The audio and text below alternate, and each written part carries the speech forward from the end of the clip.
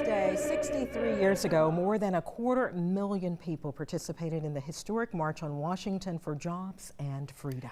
Many popular singers performed at the event and leaders of the movement gave speeches. The final speaker, the most notable, Dr. Martin Luther King Jr., delivering his iconic I Have a Dream speech. And that moment and march is just one of the many significant events of the civil rights movement. WSAV's Isley Herschel was able to speak to a local civil rights legend who took part in the march himself.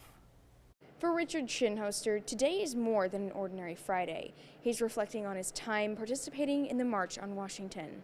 It was such a spirit of togetherness, of friendliness, of cooperation. Of if you didn't have and someone else had, they shared, not knowing just what the next day would bring.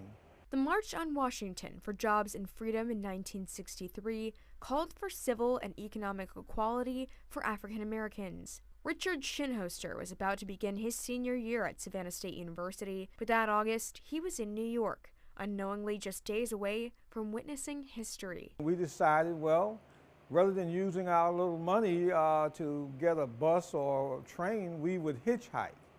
So that became an experience. Shinhoster and his friends were among the 250,000 people who packed the National Mall that day. He tells me being a part of that historic moment changed his life. I had never seen that many people in my life, especially that many black people in my life in one place. One of the moments that stuck with Shinhoster most, Dr. Martin Luther King Jr.'s famous I Have a Dream speech. Dr. King took the microphone and he began to talk.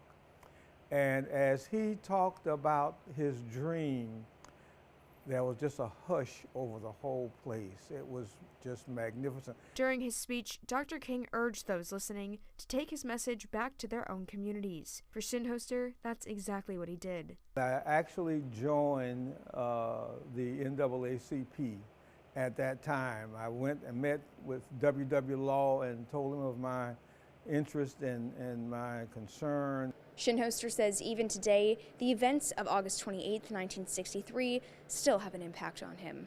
In Savannah, Isley Herschel, WSAV News 3, on your side.